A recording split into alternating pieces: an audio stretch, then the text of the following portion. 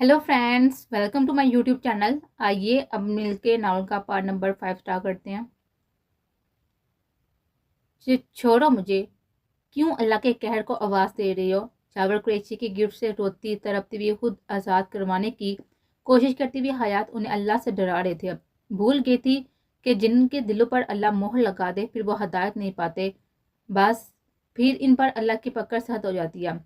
आप लोगों ने मुझे धोखे से बुलाया। धोखा देने वाले मुसलमान नहीं होता। आप लोग देखना, अल्लाह आपको माफ़ नहीं करेगा। और किसी औरत का पर्दा चाक करने वालों को अल्लाह सख्त सज़ा देता है। और आप लोग बहुत गंदे हैं। अल्लाह की मार पड़ेगी आप लोगों पर। चुप, बिल्कुल इडियट, तूने मेरा नौफल हत्याया है। वो कह रही हो छोड़ दूं तुझे। तेरी तो वो हालत करेंगे कि तू सोच भी नहीं सकती। उसके चेहरे पर पे तड़पे थप्पड़ बरसाती हुई मानिया चौधरी बिल्कुल पागलपन की हदें पार कर रही थी। अब रुक जा कमीनी, पहले उसके मजे तो लेने दे। मार मार कर निडाल करेगी। यावर कुरैशी ने मानिया का उठता हुआ हाथ रोका था। या अल्लाह प्लीज मुझे बचा। कोई तो जमीन पर तूने मेरा मुहाफ़िज़ बनाया होगा। ये लोग गंदे हैं। प्लीज अल्लाह मेरे सारे गुनाहों को माफ कर दे। मुझे इन जालिमों से बचा ले। दादी कहती है ना महरम के छूने से जहन्नम की आग वाजिब हो जाती है। आप छोड़े मुझे जहन्नम में नहीं जाना। बुलंद आवाज़ में बोलती उनके गिरफ्त में फड़फड़ाए थे। कौन बचाने नहीं आएगा तुझे मेरी बुलबुल। और जहन्नम में तो तेरा नौफल जाएगा। तुझे तो हम जन्नत की सैर कराएंगे। तेरा शोहर भी तो ऐसे दूसरों की बीवियों के साथ जन्नत की सैर करता है। और ये अब उसकी बीवी के साथ हम करेंगे। बेफिक्र रह मेरी कच्ची कली, बड़े आराम से सैर करवाऊंगा तुझे। ये देख अपने शोहर के ऐश, बड़े मजे हैं। घर में कली का मजा, बाहर फूलों का। इंतहाई घटिया अल्फाज का इस्तेमाल करता हुआ हयात पर काबू पाने की कोशिश कर रहा था। वो फटी आंखों से इंतहाई बेहुदा तस्वीरें देख रही थी। उसे लगा था कि अब उसमें जान बाकी नहीं है। जिसने ना कभी ऐसी फाश चीजें देखी थी, ना सुनी, ना ऐसे अल्फाज सुने, ना ऐसा होता देखा। उसे तो अंदाजा ही नहीं था कि ये लोग गलीस लोग उसके साथ क्या करने का इरादा कर रहे हैं। मगर उसकी छठी हिस्स बहुत गलत होने का सिग्नल दे रही थी। और वो तो बस अपने अल्लाह को पुकार थी। जिसने सिर्फ चादर के उतरने पर नौफल अहमद तो क्या क्या नहीं सुनाया था। फिर चेहरा खुलने पर उसे रब से डराया। और सारा वक्त बेहजाबी और अल्लाह की नाराजगी के खौफ से रोती रही। अब बिना स्काफ के जो यावर कुरैशी और मानिया चौधरी के जबरदस्ती खींच कर लाने से रास्ते में कहीं गिर गया था। क्या हालत थी वही जानती थी और उसका रब। मानिया, कैमरा सेट करो जल्दी। नौफल अहमद के सरप्राइज से बड़ा सरप्राइज ये वीडियो उसको देकर दूंगा। और तुम बाहर जा, चल, तेरे सामने मजा नहीं आएगा। एक गंदी नजर बिखरे बालों वाली पे हिजाब हया पर डालता वो मानिया को ऑर्डर कर रहा था, जो उसकी बात सुनकर फौरन कैमरा सेट कर चुकी थी और एक गलीस तंजिया नजर डालकर बाहर निकल गया थी। उसके जाते ही हयात ने पूरा जोर लगाकर जावर कुरैशी को दिखा दिया था, जो सामने पड़े ग्लास टेबल से टकराया था। और इसी मौके से फायदा उठाकर वो भागने को थी जब जावर कुरैशी ने अपना पैर उसके पैर पर अटका कर गिराया था और वह मुंह के बाद जमीन पर गिरे थे। यावर कुरैशी गुस्से से फनकारता उसकी तरफ बढ़ रहा था और बालू से पकड़कर खड़ा करके उसके गले में हाथ डालता हुआ उसका गाउन खींच गया था, जो आगे से फटा चला गया। उसके नाखूनों की हरास से जल्द छिलती चली गई थी। उसके साथ ही हयात की दिल हरास चीन निकले थे। इतने बेहजाबी उसे मारने को काफी थी। जाबर कुरैशी ने उसे बैठ पर दिखा दिया था और उसकी तरफ झुकने ही चाहता था, तभी दरवाजा एक झटके से खुलता हुआ दीवार से टकराया था। और जाबर कुरैशी नौफल अहमद खान को देखते हुए शॉक्ड हो गया था। उसे बिल्कुल भी अंदाजा नहीं था वह इतनी जल्दी सिर्फ 20 मिनट में उस तक पहुंचेगा। उसे नौफल को देखा खौफ आया था, जिसने अभी तक अपनी बीवी को नहीं देखा था, मगर जावर कुरैशी के लिए मौत का फरिश्ता बना खड़ा था। उसे हयात को बर्बाद न करने का अफसोस था कि वक्त ज़ाया किए बगैर ही अपना काम कर लेता पहले, मगर मौत उसे डरा रही थी। नौफल अहमद खान ने उसके एक पैर पर फायर किया था। उसे घसीटता हुआ दरवाजे के बाहर फेंक कर अल्हान के हवाले किया था, जो पहले से मान्य को अपने कब्जे में ले चुका था। एसपी, ये तीनों नौफल अहमद खान के मुजरम है। उनकी बीवी के मुजरम तो सजा भी उनके लिए नौफल अहमद तय करेगा। यह सिर्फ तुम्हारे पास अमानत है। सिर्फ 3-4 घंटे उन्हें पास रखो, उसके बाद मेरे हवाले। उसके खौफनाक अंदाज पर एसपी भी खौफजदा हुआ था। उसे यकीन था कि ये तीनों अपने अंजाम को पहुंचने वाले हैं।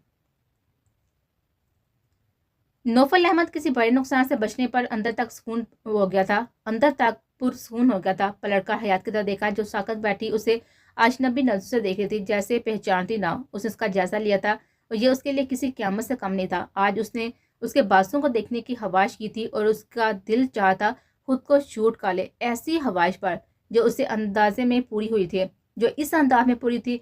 बिखरे बाल, थप्पड़ों से सुजा हुआ चेहरा, खून के किनारे से निकलती हुई खून की बूंदें, दाएं तरफ गर्दन से कंधे तक नाखून के खुरचने के निशान, सामने से सीना तक फटा हुआ था। गाउन जो कि बेल्ट बांधने की वजह से बचत हो गई थी, वरना जो उसकी रानाई को बेहिजाब कर रहा था, उसका ऐसा साकत अंदाज जो किसी क़यामत के आने का पता दे। और नौफल अहमद का दिल चाहता अपना मर्द होना भूल कर अपनी बीवी की इसकी वजह हुई है, उसकी वजह से हुई है, उस बेहजाबी के लिए दारे मार मार कर रोए। बीवी अपनी ही आवाज़ का बिकापन महसूस कर उसने चेहरा दूसरी तरफ घुमाया था। बीवी सब ठीक है, कुछ नहीं हुआ। वो उसे अपने कोट से ढकता हुआ महाता हुआ था जिसके साकत वजूद में अब तक कोई हरकत ना हुई थी। वो बेहतियार उसे अपने सीने में बेच गया था। काश मैं तुम्हारी बेचैनी का मतलब समझ जाता, तुम्हारे एहतजाज को समझ आता। चंद आंसू निकल कर हयात के बालों में जज्ब हो गए थे। कितना ठीक कहा था तुमने कि जिस काम में तुम्हारे लिए शर होता है, तुम्हारा दिल उसके लिए राजी नहीं होता, और ये अल्लाह का इशारा होता है। तुम्हारा रोना बेहिजाबी का रोना था, तुम्हारा खौफ बेहिजाबी का खौफ था, और मैं अपने ज़म में समझ नहीं पाया। बोलता हुआ उससे और शिद्दत से बेच गया था। और दर्द किसे कहती है, ये आज नौफल अहमद जान चुका था। सही कह रही थी तुम बीवी, मैं बिल्कुल भी अच्छा नहीं हूँ। चलो अब यहाँ भी नहीं रुकेंगे, कभी तुम्हें लोगों के बीच नहीं लाऊंगा, कभी भी एक पल के लिए भी अकेला नहीं छोड़ूंगा। अपने किए की बहुत सारी माफ़ी मांगनी है तुमसे। तुम्हें समझ नहीं पाया मैं बीवी, कहने के साथ ही हयात को अलग किया था, मगर उसका सर एक तरफ डल गया था। बीवी आपकी वो चिल्लाया था, उसके बेजा मौजूद का बाहों में बाढ़ कर पीछे तरफ से निकलता चला गया। जहाँ अल्हान गाड़ी तैयार की उसका इंतजार कर था, वो वहाँ किसी को भी खबर नहीं थी कि यहाँ किस पर कौन सी क़यामत गुजर गई है। यहाँ तो लोग गुनाहों में मस्त थे, जिनकी नहुसत एक मासूम वजूद पर पड़ गए थे। और नौफल अहमद खान को किस्मत और वक्त ने मिलकर वो समझाया था जो वो लोगों से नहीं समझा था। और किस्मत का वाद ज़्यादा कारी होता है बानिस्बत लोगों के, क्योंकि लोग जुबान से समझाती हैं और किस्मत अमल से। हया वाली बापर्दा औरतों का इज्जत लूटना ही उन्हें बर्बाद नहीं करता, बल्कि गैर मर्द के सामने बेहिजाब होना भी उन्हें मार देता है। और ऐसी होती है बापर्दा हया वाली औरतें जो सिर्फ गलीस नज़रों से भी खुद को बेआबरू समझ लेती है। और ऐसी औरतों की हिफाजत खुद अल्लाह रब्बुल इज़्ज़त की ज़ात करती है। हयात भी उनमें से एक थी। उसका ये इम्तिहान किसी बदलाव की कड़ी था। अल्लाह को उसे क्या मंजूर था, ये तो आने वाला वक्त ही बताने वाला था। अम्मा खाना खा लें, आप कब से मसले पर बैठी हुई हैं? ऐसा कब हुआ जो इतनी परेशान है? फायजा बेगम अपनी सास से मुखातब हुई थी, जो न जाने कब से क्या दुआ मांग रही थी। रात के 10 बज रहे थे, अभी तक उन्होंने खाना नहीं खाया था। हालांकि उनकी और हयात की आदत थी रात का खाना 8 बजे खा लेते थे। वो रात 10 बजे तक सो भी जाती थी। उनका कहना था कि रात को जल्दी सोने वाले दुनिया की नहोस्तों और आफतों से महफूज होकर अल्लाह की आगोश में रहते हैं। आज सुबह से मेरी हयात परेशान थी बहू, बस अपने बच्चों के लिए अल्लाह को राज़ी कर रही थी, हमेशा अपनी रहमत के साए में आफियत से रखे। और कुछ हयात के लिए बस कल तक का सब्र नहीं हो रहा। कल आ जाएगी आपकी लाडली, फिर खूब मिलना दोनों सहेलियाँ। अब तक तो उसके पास बताने को कहानियाँ जमा हो गई होंगी। फायजा बेगम की बात पर उनके चेहरे पर मोहब्बत भरी मुस्कान आए थे। अच्छा मनाल सो गई? हाँ अम्मा, बड़ा बदलाव आ गया हमारी बच्ची में। नमाजों की ऐसी हालत में भी पाबंदी करने लगी है, और राबिया आपा कैसी हदायत पा रही हैं, हर वक्त इस्तफाक करती रहती हैं, और मनाल पर कैसी मेहनत कर रही हैं। माशाल्लाह। आज भी मस्जिद के इमाम साहब से तजवीज़ सीख रहा है और नमाज की माशाल्लाह से पाबंदी कर रहा है। हाँ बच्चे, अल्लाह के हर काम में मुसल्लत होती है, बस अल्लाह पर यकीन होना चाहिए। अम्मा दुआ किया करें कि हमारे अल्लाह पर यकीन आप जैसा हो जाए। वाकई अल्लाह के हर काम में बेहतरी होती है। बेशक मनाल की आजमाइश में अल्लाह ने कामयाबी रखी थी, जो वो अल्लाह के करीब हो गई है। भला करे बच्चे अल्लाह इस बच्चे का जिसको अल्लाह ने हमारी बच्ची की मदद के लिए भेजा है। अम्मा अहमद को अभी तक कुछ नहीं पता, क्या बताएंगे उसे? फिक्र ना करो बहू, ये मसला भी हल हो जाएगा। ओहो अम्मा, ये तो बताना ही भूल गई, आपका दूसरा दोस्त भी आ रहा है। हा बहू, तुम तो बस हमारे दोस्तों से जलती रहो। आपकी बात पर दोनों सास बहू बेसाता हंसी थी। क्या बात है, बड़ी चहकार हो रही है।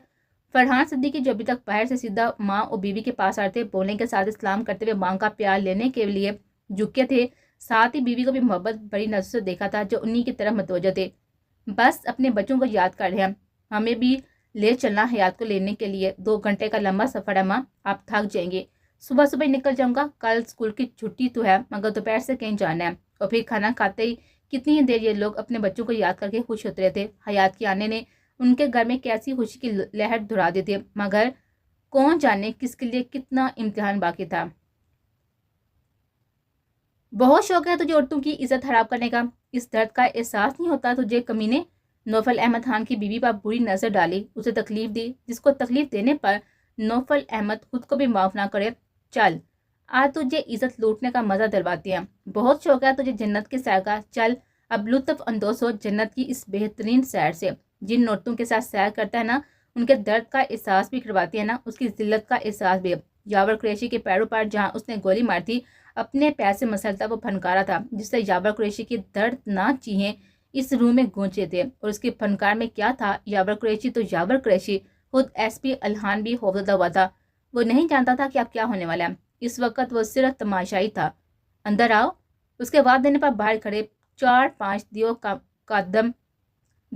قادم مرد اندر آئے تھے، جو شکل اور چال دونوں سے عجیب لگ رہے تھے۔ وہ سب نوفل احمد کے پاس آ کر کھڑے ہو گئے تھے۔ یہ ہے تم لوگوں کا شکاری، یاور کی طرف اشارہ کرتا وہ ان لوگوں سے مخاطب ہوا تھا، جب بہت ہی غلیظ اور للچائی نظر سے یاور قریشی کو دیکھ رہے تھے۔ اور اس کی ویڈیو بناؤ، اور جس طرح یہ عورتوں کو بلیک میل کرتا ہے نا، اس کی ویڈیو کو بیچتا ہے نا، تم لوگ بھی وہی کرنا ہے۔ اور یاد رہے، اس پر ذرا سا بھی رحم کھایا تو نوفل احمد تم پر رحم نہیں کھائے گا۔ اس کے انتہائی سخت لہجے پر وہ آدمی اس کے حکم پر اس کے غلاموں کی طرح یاور قریشی کی طرف بڑھے تھے۔ آخر کو اس نے ان کی بھوک مٹانے کا سامان مہیا کیا تھا۔ یاور قریشی 5 فٹ 10 انچ، جس کی جسامت زیادہ مضبوط نہ تھی، مگر دیکھنے میں وہ اچھا خاصا تھا۔ ان آدموں کی حقیقت جان کر الہان نے جوجری لی تھی۔ اس کی سوچ سے بھی بری سزا اس نے یاور قریشی کے لیے سوچے تھے۔ نہیں نوفل، مجھے ان کے حوالے مات کرو، کل کی طرح مار لو۔ ان دیو کا مرد کی شکل میں دوسری مہلو کو اپنی طرف بڑھتا ہوا دیکھ کر نوفل احمد کے پیروں میں گرا تھا۔ میری بیوی ایسی تڑپی تھی تم سے بچنے کے لیے، اس کو اس کے رب نے بچا لیا، مگر اور نہ جانے کتنی عورتوں کا تو نے روندا ہے۔ ان سب کا درد اب محسوس ہوگا تجھے، جیسے تو نے ان پر رحم نہیں کیا، اب تجھ پر بھی رحم نہیں کیا جائے گا۔ نہیں نوفل، ایسا مت کرو، بھائی ہوں میں تمہارا، ایک باپ کی اولاد ہے ہم۔ یاور قریشی اس کے پیروں میں گر کر گڑگڑایا تھا۔ شٹ اپ، اپنا بھائی کہہ کر گالی مت دے مجھے۔ کیسا بھائی؟ میری بیوی پر گندی نظر ڈالی، اسے بے حجاب کیا، مجھ سے متنفر کیا، اس کے دل میں میرے لیے نفرت پیدا کرنے کی کوشش کی، اسے ذلیل کرنے کا سوچا، اور سالے بھائی ہونے کی گالی دے رہا ہے مجھے۔ تیرے باپ کا بھی یہی حال کرتا اگر وہ بھی ایسا کرتا تو۔ نہ تیرا باپ میرا باپ ہے، نہ تو میرا بھائی۔ اسے ایک زوردار ٹھوکر ماری تھی، جس سے وہ ان آدمیوں کے قدموں میں جا گرا تھا، جو ایک پل کی بھی دیری کیے بنا اس پر ان لوگوں کی موجودگی کی پرواہ کیے بنا ہی ٹوٹ پڑتے۔ نوفل احمد نے ایک کونے میں کھڑی تھر تھر کانپتی مانیہ چودھری اور نتاشا کی طرف دیکھا تھا، اور الہان کو انہیں باہر لانے کا اشارہ کرتا باہر نکل گیا تھا۔ پورے روم میں ایسی ہی آوازیں گونجے تھے جو یاور قریشی کی درندگی کا شکار عورتوں کی گونجتے تھے، اور باہر نکل کر اسے مانیہ چودھری کے چہرے پر ویسے تھپڑ برسائے تھے جیسے اس نے اس کی بیوی پر مارے تھے۔ اس کے مضبوط ہاتھوں کے تھپڑ سے مانیہ چودھری درد کے احساس سے دوری ہو گئے تھے۔ یہ وہ رذیل عورتیں ہیں جو عورتوں کے نام پر کلنک لگا رہی ہیں۔ صرف ایک ہفتہ انہیں ان کے جرم کا احساس دلاؤ، جیسے یہ بے قصور عورتوں کے ساتھ کرتی ہیں۔ کھانا پینا کچھ نہیں، ہلٹنما لیڈی کانسٹیبل کے حوالے کرو، ان دونوں کے لیے بھی سزا متعین کر گیا تھا، اور یاور نے تم لوگوں اپنی ڈیوٹی ایمانداری سے کرنی ہے۔ اور یاد رہے تم لوگوں کو اپنی ڈیوٹی ایمانداری سے کرنی ہے۔ اب دیکھنا کہ کتنی ایماندار ہو تم لوگ اپنے ملک اور اپنی نسوانیت سے، اپنے ملک کی بے قصور عورتوں سے، جو ان جیسی گھٹیا عورتوں کی وجہ سے مظالم کی بینر چڑھی تھی۔ اور ان دونوں لیڈی کانسٹیبل کا للکارتا وہ اپنے چہرے پر رومال باندھ کر اپنے گھر کی طرف روانہ ہو گیا تھا۔ اس کا کام ہو چکا تھا، اس کی بیوی کے مجرموں کو اس کے کیے کی سزا مل گئی تھی۔ نوفل، تم اتنے ڈینجر ہو یار، کیسی سزا متعین کی ہے ان لوگوں کے لیے؟ واللہ میرا دل بھی ابھی تک خوفزدہ ہے۔ کب تک خاموشی تماشے بنے الہان اب زبان کھولے تھے۔ اگر تم پولیس والے ایسے کتوں کو ان کے انجام تک خود پہنچا، ان کے جرم کی جیسی سزا ان کو دو تو عام آدمی کبھی بھی ان کے مظالم کی چکی میں نہ پیسے۔ اچھے لوگوں کو برا تم لوگ بناتے ہو، یہ 2 کڑی کے لٹیرے نہیں ہیں۔ میرا ایسی سزا دینے کا دل تو سالے پولیس والے کتوں کو کرتا ہے، جن کی کمینگی کی وجہ سے عورتیں محفوظ نہیں ہیں، جو ایسے ریپسٹ لوگوں کو شہر دے رہی ہے۔ وہ بول نہیں رہا تھا، پھنکار رہا تھا، اس کا لہجہ پولیس والوں کی نفرت میں آگ برسا رہا تھا۔ تم مجھے بھی ایسا کہہ رہی ہو کیا؟ ایس پی الہان جانتا تھا کہ نوفل احمد غلط نہیں کہہ رہا، اصل لٹیرے تو ملک کی رکھوالی کرنے والے پولیس کی وردی میں جبیریے ہی ہیں۔ تمہاری ایمانداری اپنی آنکھوں سے نہ دیکھی ہوتی تو یہ جملے تمہارے لیے بھی تھے۔ جس دن تمہاری غداری نظر آگی نا، اس دن تمہیں گولی میں خود ماروں گا۔ کیوں ڈرا رہے ہو یار؟ اب تو سکون کی سانس لے لو، دے چکے تم بابی کی تکلیف دینے والوں کو سزا۔ الہان کے کہنے پر اسے حیات کا صبح کا تڑپنا، فریاد کرنا، رونا، بلکنا، کیا کیا نہیں یاد آیا تھا۔ اس کے پاس جلد از جلد پہنچنے کی ہوائیں زور پکڑتے جا رہے تھے۔ وہ اسے خود میں سے موقع بتانا چاہتا تھا کہ اس کے مجرموں کو سزا دیا ہے۔ بے اختیاری میں سر زد ہوئی اس کی بے خودی بابا حیات کے سوجے ہوئے گالوں کو چومنا جیسے اس کے درد کو کم کرنے کی کوشش میں تھا۔ اس کے سر پر بوسے دیتے رہنا اس کی رکتی ہوئی سانسوں کو جوڑنے والا دیر تک کیا کیا گیا وہ عمل، روتی بلکتی بھی حیات کو اپنی باہوں میں سمیٹنا، گاڑی میں اس کے بے ہوش وجود کو بچوں کی طرح اپنی گود میں سنبھالے رکھنا، سارے منظر ایک فلم کی طرح اس کی آنکھوں میں چلنے لگے تھے۔ اس کے احساس اس کے لمس سے سرشار ہوتا، وہ سیٹ کی بیک سیٹ سے ٹیک لگاتا ہوا آنکھیں موند گیا تھا، اور الہان اس کے چہرے پر آئے ہوئے سکون کو دیکھ کر خود بھی پرسکون ہو رہا تھا۔ وہ جانتا تھا کہ نوفل احمد نے کل سے اب تک پانی کا ایک قطرہ بھی منہ میں نہیں ڈالا، اپنی تھکن، بھوک، پیاس سے بے پرواہ وہ بس اپنی بیوی کے لیے پاگل ہو رہا تھا۔ اس کی دیوانگی پر اسے رشک آیا تھا، جس میں انتہا سے زیادہ وہ پاکیزگی دیکھ رہا تھا۔ رات اپنی بیوی کو اس سے بھی چھپانا اس سے مفید نہیں رہا تھا۔ رات کی پارٹی سے اچانک اس کے غائب ہونے سے جو نقصان ہوتا اسے اس کی بھی پرواہ نہ تھی، نہ اسے اپنی فلم کی پرواہ تھی، نہ لوگوں کی۔ وہ ساری دنیا کو بلے بس اپنی بیوی میں کی فکر میں ہلکان ہو رہا تھا۔ عشق کی اس حد تک تو وہ خود بھی ابھی تک انجان تھا۔ وہ پہلے بھی کسی کی پرواہ نہیں کرتا تھا، اور اب تو معاملہ اس کی بیوی کا تھا، تو پھر دنیا کے لیے کس کھاتے میں آتی ہے۔ وہ سرشار سے اپنی بیوی سے ملنے کی چاہ میں تیزی سے اپنے گھر کی طرف بڑھ رہا تھا۔ لفٹ کھلتے ہی وہ الہان کے پرواہ کیے بنا اپنے گھر میں داخل ہوا تھا۔ 2 گھنٹے بعد واپس آیا تھا، جہاں ایک اور تکلیف دہ خبر اس کی منتظر تھے۔ اب اس کے امتحان پورے نہیں ہوئے تھے، ابھی تو اسے اور بہت کچھ سہنا تھا۔ ڈاکٹر عائشہ کی پریشان شکل اور ان کا رونا، وہ کسی انہونی کے خیال سے اسے بنا کچھ بھی پوچھے اپنے روم میں داخل ہو گیا تھا، جہاں خالی کمرہ ان کا منہ چاہ رہا تھا۔ اس نے واش رومز، بالکنی، ٹیرس، یہاں تک کہ وہ اس کو اپنے محسوس انداز میں زور زور سے پکارتا پورے گھر میں ڈھونڈ رہا تھا، مگر ابھی تک وہ ڈاکٹر عائشہ سے پوچھنے کی ہمت نہیں کر پایا تھا۔ وہ دونوں اسے دیوانوں کی طرح پورے گھر میں چکراتے ہوئے دیکھ رہے تھے۔ نوفل، ڈاکٹر عائشہ کو پتا ہوگا بابی کہاں ہے، تم ان سے کیوں نہیں پوچھ رہے؟ ایس پی الہان نے اسے پکڑ کر جھنجھوڑا تھا۔ وہ یہی ہے، بس مجھ سے ناراض ہے، اس لیے میرے سامنے نہیں آ رہی۔ وہ اسے پوچھ کر اپنے بدترین خیال کو سچ ہوتے ہوئے نہیں دیکھنا چاہتا تھا۔ اسے حیات کی ضرورت تھی، بے تاشا اور بے حساب۔ وہ اسے ہر حال میں چاہیے تھی۔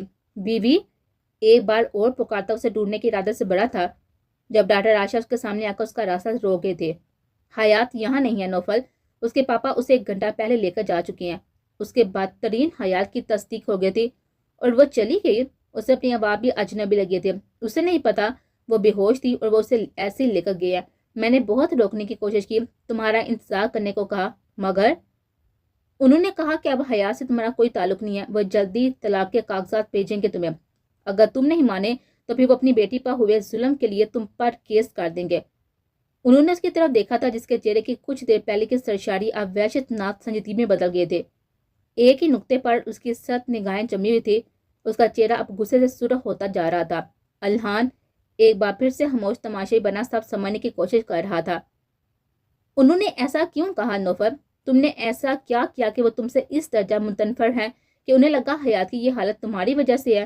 ڈاکٹر عائشہ کے سوال پر اس نے بے تاثر نظروں نے دیکھا تھا، پھر کچھ بھی بولنے بغیر اپنے روم میں بند ہو گیا تھا۔ الہان، کیا نوفل کو کبھی کوئی خوشی نصیب نہیں ہوگی؟ کیا یہ ایسے زندگی بھر دنیا سے بیزار ہو کر گزار دے گا؟ اس کے لہجے میں نوفل کی محبت اور فکر دونوں تھے۔ کچھ تو غلط ہوا ہے جو یہ حالات ہیں، جو بھی تھا، مگر پھر بھی اس کے لیے فکر مند تھی۔ میں بھی آپ کی طرح اس مسٹری سے انجان ہوں، آپ فکر نہ کریں، میں کوشش کرتا ہوں۔ ڈاکٹر عائشہ کو تسلی دیتا وہ نوفل کی اندرونی کیفیت سے پریشان اسی کے بارے میں سوچ رہا تھا۔ وہ جانتا تھا اب تک اس کے روم کی حالت بگڑ چکی ہوگی، اور وہ اپنے درد میں کتنے گھنٹے بسر کرے گا وہ بھی نہیں جانتا تھا۔ اتنا تو پتا تھا اسے کہ وہ کچھ بھی کہہ لے، نوفل احمد دروازہ نہیں کھولے گا، اور اس پورے گھر میں اس کا واحد روم تھا جس کی کوئی ڈپلیکیٹ چابی نہیں تھی۔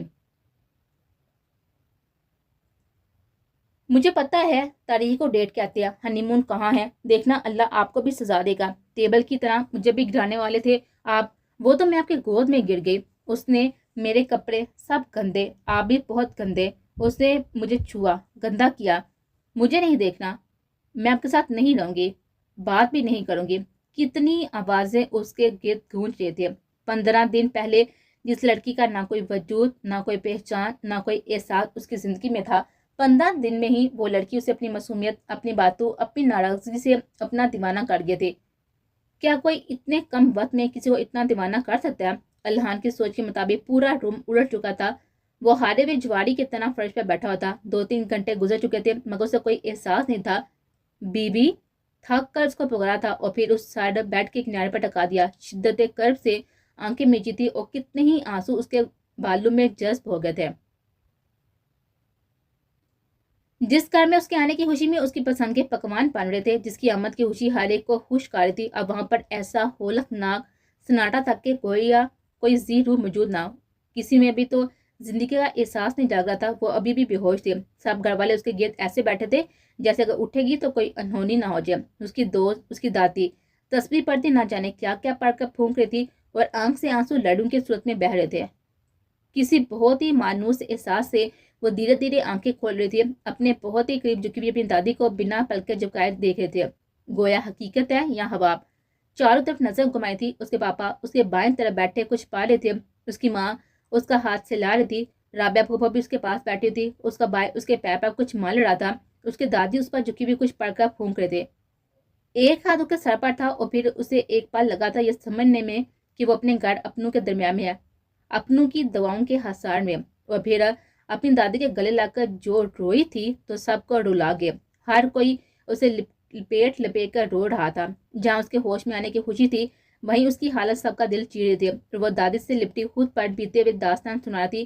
سب پس منظر چلے گئے تھے، یاد تھا تو اتنا کہ اس کی دادی اس کی بہترین دوست اس کے پاس ہے۔ اتنا کچھ ہو گیا، کوئی ہماری گڑیا سے زبردستی گن پوائنٹ پر نکاح کر گیا، اس کا ایسا حال کر دیا جیسے ہم نے تیز نگاہ سے دیکھا نہیں ہے، اور مجھے کسی نے بتانا ضروری نہیں سمجھا۔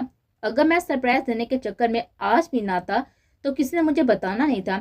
چھوڑوں کا نہیں میں اس نوفل احمد خان کو، نہ اس بدبخت کو۔ احمد جس کی حیات میں جان بستی تھی، بتی طرح آگ بگولا ہو گیا تھا۔ جذبات پر قابو رکھو احمد، معاملے کو سمجھنے دو، پھر سوچیں گے کیا کرنا ہے۔ کچھ معاملہ نہیں سمجھنا ماں، میں اپنی بچی کو اس دلدل میں نہیں جانے دوں گا۔ تب تو کچھ بھی نہیں کر پایا تھا، مگر اب اور نہیں۔ فرحان صدیقی نے بھی احمد کا ساتھ دیا تھا۔ حیات میری بچی دادی کے چیرنے پاس اس کی طرف متوجہ ہوئے تھے، جو گہرے گہرے سانس لے رہے تھے اور پھر خود کو چھپانے کی کوشش کر رہی تھی۔ اسے اپنی بے حجابی یاد آئے تھے جو وہ سب کو چاہ کر بھی نہیں بتا پائی تھی، وہ سب بتا چکی تھی، مگر یاور قریشی کا اس کا لباس پہننا، اس حال میں نوفل کا دیکھنا، اسے لگا تھا وہ سب کے سامنے پڑھنا ہے، اور یہ چیز اس کا ذہن قبول نہیں کر پا رہا تھا۔ اس کی حالت دیکھتے ہوئے دادی نے سب کو باہر بھیج دیا تھا، شاید وہ اکیلے میں اسے کچھ پوچھنا چاہتے تھے۔ سب آنسو پوچھتے ہوئے باہر چلے گئے تھے۔ حیات میری بچی میری طرف دیکھو، زبردستی اس کا روح اپنی طرف موڑنے کی کوشش کی تھی۔ نہیں، مجھے نہیں دیکھنا، مجھے کسی کے سامنے نہیں آنا، سب جائیں۔ بہت کو پوچھنا تھا، چادر میں چھپاتی ہوئی ان سے روح مڑ گئی تھی، اور دادی تو ششتر سی اس کی حالت دیکھ رہے تھے۔ اے اللہ، میں تیرے کسی فیصلے سے نا امید نہیں ہوں، ابھی بھی نہیں ہوں۔ اے اللہ، تیری مسلط کیا ہے ہم نہیں جانتے، بس یہ تکلیف بھرا درد دے رہی ہے۔ اے اللہ، تیرے صابر اور شاکر بندوں میں کر دے۔ اے اللہ، 2 دن سے میری بچی ہر ایک کے سامنے آنے سے خوفزدہ ہے، مگر تیرے سامنے اس نے جھکنے میں کوئی کمی نہیں کی، تو اس کا حال جانتا ہے۔ مولا، اس کی مدد کر، اسے سکون دے، اس کے حق میں اپنی رضا کے فیصلے اتار دے۔ اس کے ماں باپ، بھائی بہن سب اس کی حالت سے پریشان ہے، اپنی بچی کی تکلیف نے انہیں جذباتی بنا دیا تھا۔ اے اللہ، تو ہمارے کسی غلط فیصلے کے لینے سے پہلے اپنا فیصلہ اتار دے۔ اے اللہ، تیرے بندے کم عقل ہیں، جذباتی ہیں، محبت میں غلط قدم بھی اٹھا لیتے ہیں، تو ہمارے قدم ہمارے فیصلوں کو اپنی رضا کی جانب موڑ دے۔ تو معصوم سے بہت محبت کرتا ہے، اور تو جانتا ہے میری بچی بہت معصوم ہے۔ بچپن میں نے اسے کہا تھا کہ نامحرم کے چھونے سے گندے ہو جاتی ہیں، اور یہ چیز وہ آج تک نہیں بولی، اسے لگتا ہے کہ وہ گندی ہو گئی ہے، اسے ایک غلیظ مرد نے گندے طریقے سے چھوا۔ اے اللہ پاک ذات ہے تیری، پاک کر دے اسے، اس پر رحم کر، اس کی مدد کر، اس کے لیے عافیت کا فیصلہ کر دے۔ وہ انسانوں سے خوفزدہ ہو رہی ہے، تو اس کا رب ہے جس سے وہ خوفزدہ نہیں ہے، اسے تیرے سامنے میں نے سجدے میں روتے دیکھا ہے، تو اسے تنہا نہ چھوڑ، اس کو تکلیف سے نکال دے۔ تہجد میں سجدے میں گری، وہ اللہ سے فریاد کناں تھی، اور وہ جانتی تھی سب اپنے اپنے کمروں میں اللہ کے سامنے جھکے ہوں گے۔ حیات ان کی زندگی کا وہ محور تھی جو ان سب کو ایک جگہ پر لا کر ملا دیتی تھے، یہاں تک کہ وہ لوگ اللہ سے بھی اور قریب ہو جاتے تھے۔ تو پھر اللہ اپنے ایسے بندوں کی فریاد کو کیسے رد کر دے گا؟ اس بندی کو کیسے تنہا چھوڑ دے گا جو اس کی طے کردہ حدود میں زندگی گزارتی آئی ہے؟ وہ اس آزمائش میں جس میں اس کی کوئی غلطی بھی نہیں ہے، جو اس آزمائش کا مطلب تک نہیں جانتی، اسے بس بے حجابی اور نامحرم کا چھونا رلا رہا ہے۔ میں آپ سے دور جا رہی ہوں، اب میں آپ کے پاس نہیں رہوں گی، آپ حرام کے کام میں ملوث ہیں، کیا فائدہ آپ کے ساتھ رہنے کا؟ حرام کھاتے ہیں، حرام کماتے ہیں، عورتوں کو بے پردہ کرتے ہیں، میری زندگی آپ کے ساتھ سیف نہیں ہے، اس لیے میں آپ سے دور جا رہی ہوں، آپ میرے گناہ گار ہیں، جا رہی ہوں میں۔ اس کے ساتھ ہی وہ وجود ہوا میں ملحق ہو گیا تھا، اور وہ اسے پکارتا رہ گیا تھا، اور یہ تو روز ہو رہا تھا، اس کے جیسے ہی آنکھ لگتی حیات سے جدا ہونے کے خواب اسے سونے نہیں دیتے تھے۔ ٹریک سوٹ میں ملبوس پسینے سے شرپور وہ صوبے پر ٹانگ جمائے بیٹھا تھا، ہر طرف سے بے نیاز۔ 5 دن سے اس کی وہی روٹین تھی، کئی گھنٹوں تک بھاگتا رہتا، پنچنگ سے ہاتھ زخمی ہو گئے تھے۔ کھانا الہان زبردستی کھلاتا جو وہ برائے نام کھاتا، ایک لفظ بھی اس کے منہ سے نہیں نکلا تھا۔ خاموشی کا ایسا کفل لگا تھا کہ جو کھلنے کا نام نہیں لے رہا تھا، مگر پھر بھی الہان اسے تنہا نہیں چھوڑا تھا۔ وہ خود ہی باتیں کرتا، اسے بولنے پہ اکساتا رہتا۔ 5 دن میں اسے لگنے لگا تھا کہ وہ کسی بت کے ساتھ رہ رہا ہے۔ 5 دن سے وہ مکمل طور پر دنیا سے کٹ گیا تھا۔ ڈائریکٹرز کے فون پر فون آ رہے تھے، مگر اسے کوئی بھی فرق نہیں پڑا تھا۔ کیا اسے اپنی بیوی کے جانے کا ایسا صدمہ عشق کی علامت نہیں تھا؟